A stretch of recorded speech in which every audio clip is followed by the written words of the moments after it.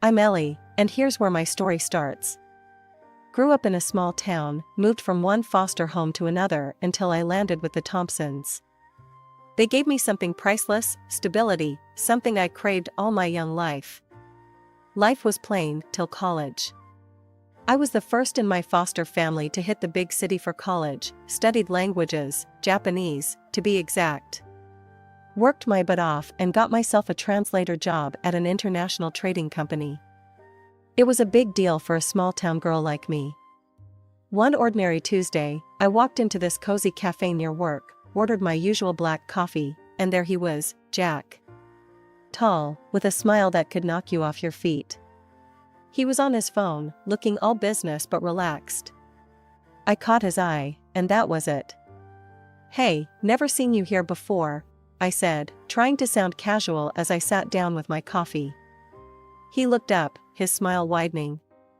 "Just trying to escape the office chaos. I'm Jack," he replied, extending a hand. I shook it, feeling a spark. "I'm Ellie. So, what brings Mr. Escape the Office to my favorite spot?" "Good coffee and better company, it seems," he quipped. We hit it off from there.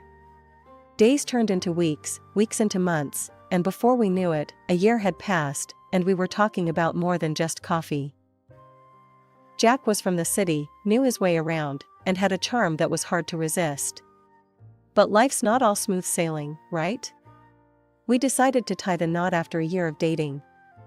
I was over the moon but wanted him to meet the folks who made me who I am, the Thompsons.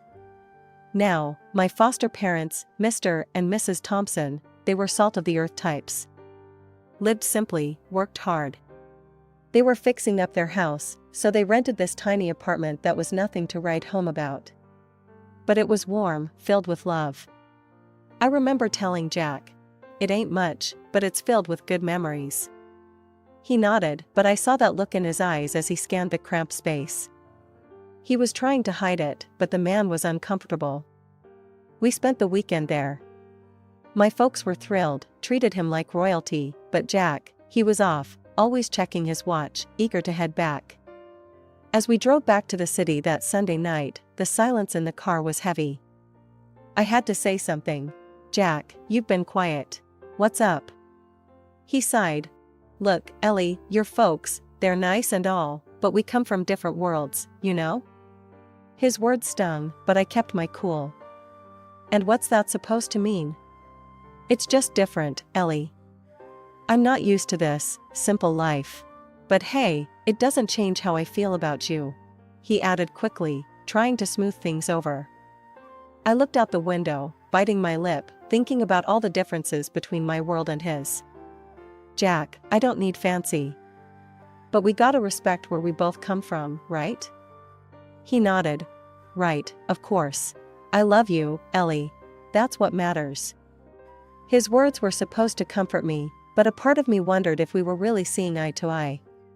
That night, I lay awake, thinking about the simple life I cherished and the complicated world I was stepping into.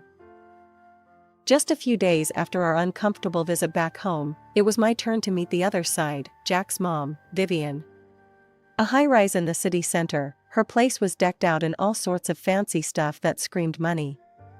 When we arrived, she greeted us at the door, decked out in designer from head to toe, and her apartment? It was like walking into a magazine. "Ellie, is it? And what is it you do?"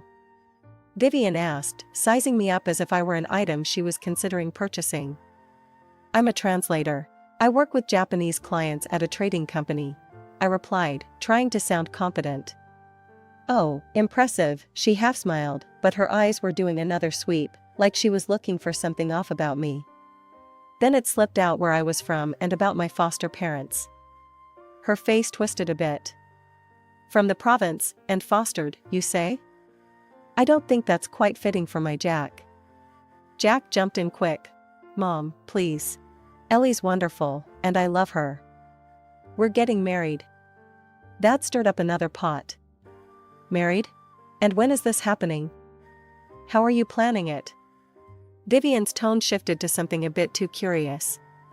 "We're thinking something small, intimate. Just us in Hawaii, actually. I said, hoping she'd catch on to the romance of it all. Vivian's eyes nearly popped out. Hawaii? Just the two of you? No, that won't do. What will my friends think if I can't even throw my only son a proper wedding? I tried to keep my cool.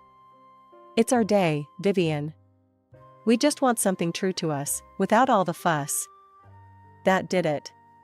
She huffed, "This discussion is over," and walked out of the room. Jack looked at me, apologetic, and whispered, "Let me talk to her. We'll sort this out." 4 months zipped by, and despite the rocky start, there we were in Hawaii. It was supposed to be just Jack and me, but Vivian showed up, camera in hand, ready to document every second. Every moment felt like she was there, lurking, making sure she had something to post online.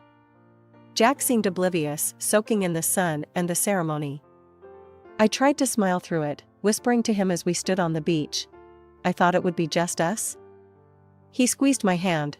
"I know, I'm sorry. She's just excited, I guess. Let's just try to enjoy our day." Vivian was buzzing around us, her phone always up. "Smile here. Oh, this will look fabulous on my feed." I felt like a prop in her social media show, not a bride on her wedding day. It was our special day, but somehow, it had turned into another one of Vivian's extravaganzas. Coming back home as newlyweds should have been all about those cozy, love-soaked days, you know, breakfast in bed, slow dances in the living room, that kind of stuff. And it was, at least at first. Jack slipped this stunning ring on my finger the day we got back, the kind that catches the light and just won't quit sparkling. "It's been in my family for generations," he told me, his eyes all lit up with something like pride. "Be careful with that ring, Ellie. It's more than just expensive, it's an heirloom." Vivian chimed in, hovering over us like some kind of dark cloud on a sunny day. Her reminder felt more like a warning, making my heart sink a bit. The first few weeks, Jack and I were in our little bubble, stealing kisses, making dinners together, the whole 9 yards. But then Vivian started dropping by. Unannounced. All the time. It started one afternoon when I was folding laundry and the doorbell rang. There she was, Vivian, with that look on her face like she was about to inspect a military base. "Just checking in on my favorite newlyweds," she said, but her eyes darted around like she was searching for something wrong. I tried to be polite, make small talk even as she wandered into the kitchen, her fingers sliding over every surface. "Ellie, darling, do you ever clean? And where are the fresh vegetables? A man needs his greens." Her tone was dripping with disapproval. Jack just shrugged it off when I told him later. "She means well, babe. Just try to go with it." "Go with it?" I echoed, frustration bubbling up. "Jack, she's treating me like I'm on trial in my own home." He kissed my forehead, all casual like that was supposed to fix everything.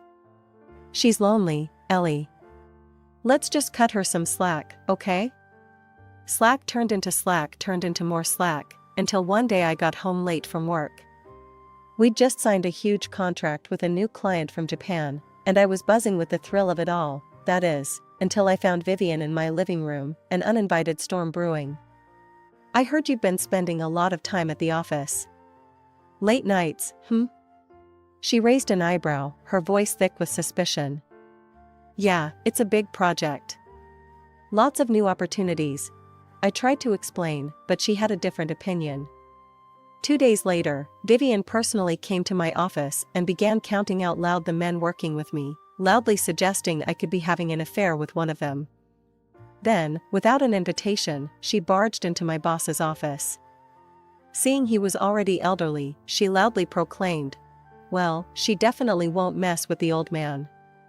I was mortified, my face red as a beetroot. I demanded she leave, apologizing profusely to my boss and colleagues for the disruption. Thankfully, my boss, Mr. Jackson, had a sense of humor and just laughed it off, but the damage was done. That night, I'd had enough. I cornered Jack in our bedroom, my voice low and tight. "Your mom crossed a line today, Jack. She's accusing me of cheating. It has to stop." He sighed, long and heavy. Just try to get along. Please, for me. But getting along felt more and more like putting up with nonsense.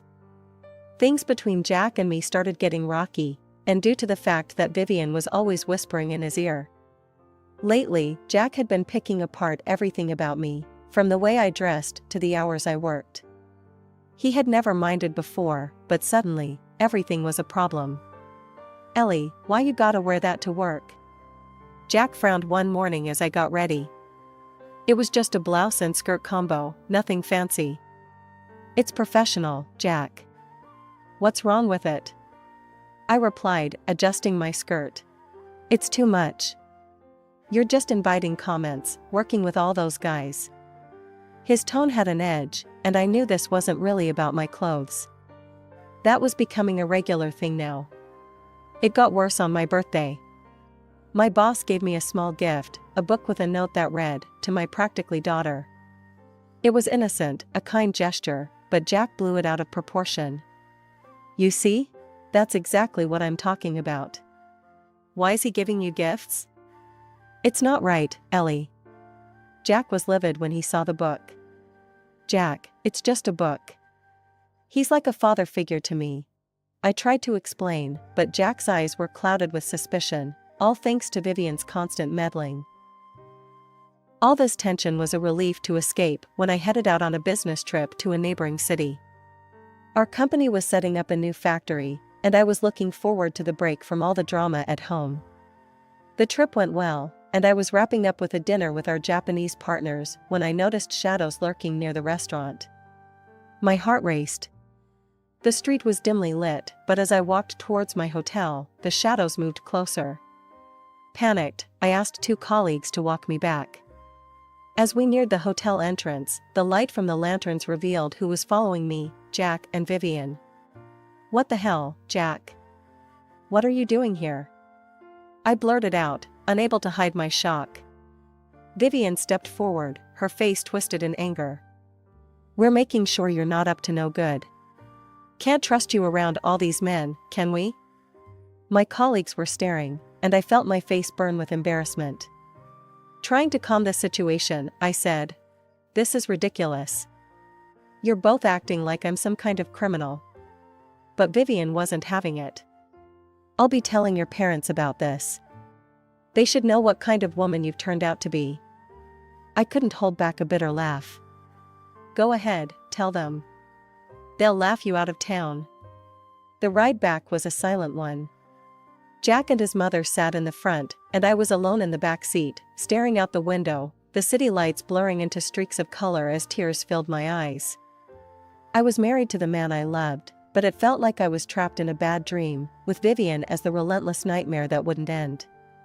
Vivian had actually gone through with her threat and showed up at my parents' place. I couldn't believe it when Mom called me, her voice shaking as she recounted what had just happened. "She was here, Ellie," Mom said, her voice strained. "She demanded to see your father right away, so I gave her the address to his workshop." I felt my stomach drop. Dad was at his workshop, where he spent most of his days crafting and creating in his element. Mom continued, "Your mother-in-law went there, saw your father in his work clothes, all stained from the glass dyes, and she just scoffed." I gripped the phone tighter, bracing myself. "When your father went over to greet her, he apologized for not shaking her hand. His were all stained from work, you know?" She looked at his hands, Ellie, made a face, and said something awful about coming to this backwater for nothing. My heart sank as I listened. "She said she understands now why you turned out the way you did, and just left without another word. Thanks for telling me, Mom. I need to think about what to do." I hung up, feeling a mix of anger and hurt swirling inside. It wasn't long before Vivian made her next move. The very next day, she cornered me in the living room, her eyes cold and judgmental. "Ellie, now I see where you get your manners, or should I say, lack thereof. Your father, an ordinary worker, his hands permanently dirted. What kind of upbringing, what kind of manners, could you possibly teach any children?" I shuddered to think. Her words were like daggers, but before I could respond, Jack walked in. Instead of defending me, he went straight to his mother, taking her in his arms. "Mom, I'm sorry about all this. Ellie's family, they're just different from us." That was it. The last straw. I couldn't believe what I was hearing. Different? Is that your way of saying my family isn't good enough for your high standards? My voice broke, the hurt too deep. Jack looked at me, his eyes empty. "It's just how things are, Ellie. We come from different worlds." "So that's it, huh?" My voice rose, thick with emotion. "If I'm such a disgrace, why don't we just end this? If I'm so below you, let's get a divorce." Vivian's eyes lit up, almost gleefully. "Well, that sounds like a splendid idea." Jack just nodded, passively. "Maybe that's for the best." I spent the night in our guest room, tears streaming down my face. Every word Vivian said replayed in my mind, every dismissive glance from Jack. The man I thought I knew, the life I thought we were building, it was all a lie. The early morning light filtered through the blinds, casting a soft glow across the room as I sat on the edge of the bed, phone in hand. It was time to make some difficult calls, but necessary ones. First on my list was my boss, Mr. Jackson, whose kindness had always made the stresses of work bearable.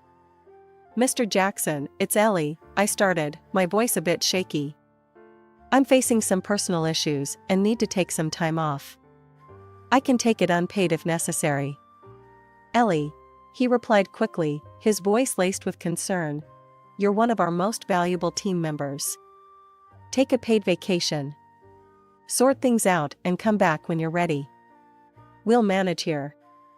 His generosity brought a lump to my throat. "Thank you, Mr. Jackson. I can't tell you how much this means to me." Next, I dialed my mother, who had always been my anchor in any storm. As soon as she answered, I spilled everything, the words tumbling out in a torrent of emotion. "Mom, it's all falling apart here. I can't do this anymore. Jack and his mom, it's just too much." Her voice was calm, soothing. "Ellie, we've been prepared for this call. Your father and I are on our way. Just pack what you need." As I ended the call, I glanced around the room, my eyes landing on the few personal items I'd brought into this house, none of which felt like they belonged. I started packing, each item a reminder of the life I thought I'd build with Jack. Vivian appeared at the doorway, her presence like a dark cloud. "Remember, Ellie, only take what you bought with your own money. Don't think about grabbing anything else," she said, her voice cold and accusing. It wasn't long before I heard the gravel crunch under the tires of an old vehicle. Looking out the window, I saw the familiar beat-up pickup truck that belonged to my parents. Jack and Vivian followed me outside, their expressions a mixture of smugness and curiosity as my parents' truck pulled up. Jack scoffed loudly. "Sure that old thing will even make it back?" My father, a quiet strength emanating from him, stepped out and faced Jack without a word. He handed over the divorce papers, his eyes steady and unwavering. Jack grabbed the papers and signed them with a smirk, his mother chuckling beside him. "Glad to be rid of this mess," he muttered. We arrived at my parents' home, a large, imposing structure that felt more like a sanctuary now. I spent the next few hours unpacking and trying to settle my nerves, the peace of the familiar surroundings slowly calming me. That evening, as I sat looking out at the garden, my phone rang. It was Vivian. "Ellie, you need to return the ring. It's a family heirloom, not a parting gift." I held the phone away for a moment, taking a deep breath before responding. "Vivian, that ring was given to me as a wedding gift. If you want it, come and get it yourself." The morning light was just beginning to spill over the horizon when I saw them from the upstairs window. Jack and his mother, Vivian, stood at the gate, staring up at the house as if they had stumbled into a fairy tale. Their expressions of disbelief were almost comical. I watched from behind the curtain, a smirk playing on my lips. They looked so out of place against the backdrop of the large, meticulously landscaped front yard, their confusion palpable. Finally, I turned away from the window, hearing the sounds of my parents downstairs. I joined them, and we shared a knowing look before stepping outside. My parents were calm and collected as they walked past Jack and Vivian without a word, heading straight for the garage. They pretended not to notice the bewildered stares from my estranged husband and his mother. As the garage door swung open, revealing the sleek lines of 3 high-end cars, I could hear the sharp intake of breath from Jack. My father chose a gleaming black sedan, and we all climbed in. Just as we were about to pull out onto the driveway, Jack found his voice. "Ellie, what is all this? This house, these cars?" I stepped out of the car, walking over to them with a calm I hadn't felt in months. "This is my family home, Jack. My father owns a glass factory and several commercial properties. This is where I grew up." Vivian's face contorted with confusion and disbelief. But your father, he was wearing work clothes, his hands were dirty." I couldn't help but smile at her naivete. "Yes, Vivian. He was launching a new product line. It's a tradition in his company to get involved, hands-on. It doesn't mean he's not successful or wealthy." They stood there, stunned, unable to reconcile the image of the hard-working man they'd seen with the opulence around them. At that moment, a group of our neighbors approached, their faces bright with smiles. "Good morning, Mr. Thompson. We heard about your latest charity event. It's wonderful what you're doing. You've got our support in the mayoral elections, you know," one of them called out cheerfully. My parents nodded and thanked them. Jack's face was a mixture of awe and regret, his eyes darting between his mother and me. Vivian looked like she had swallowed something bitter, her earlier arrogance washed away by the undeniable reality in front of her. I turned back to the car, giving Jack and his mother one last look. "Well, I guess you see things a little differently now," I said, not unkindly. Their expressions, a mix of shock and realization, were all the confirmation I needed that the past, with all its hardships and heartaches, was finally behind me. The morning's revelations hadn't even settled when Jack made his move. He shoved his mother aside with such force that she stumbled. "It's all your fault, you know. You pushed her away with your nonsense," he shouted at her, his words laced with bitterness. Then, turning to me, his demeanor changed completely. He rushed over, trying to pull me into an embrace, his hands reaching out as if trying to erase everything with a simple touch.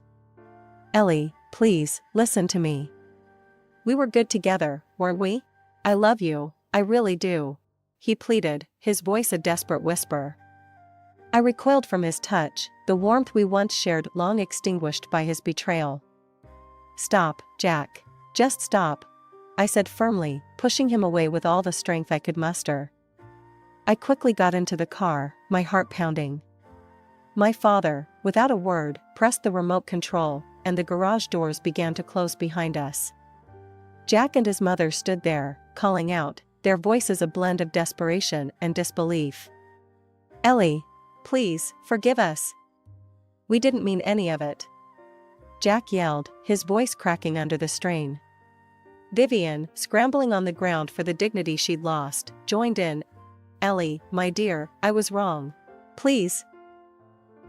As we drove away, the finality of the moment weighed on me, but a part of me needed closure, a definitive end to this chapter of my life. As we reached the end of the driveway, I asked my father to stop the car. Jack, thinking this was his chance, ran up to the car, his face lit up with hope.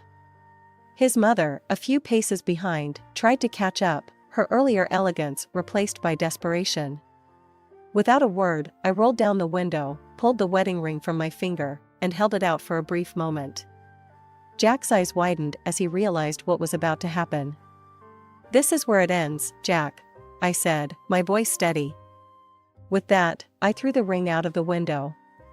It glittered briefly in the morning sun before landing on the soft grass beside the road. Jack's mother, ever the opportunist, rushed to where the ring had fallen, her hands scrambling through the grass. I rolled up the window, shutting out their pleas and the painful past they represented. "Let's go, Dad," I said quietly. 2 weeks later, I was back in the city, in a new apartment that felt more like home than I'd felt in a long time.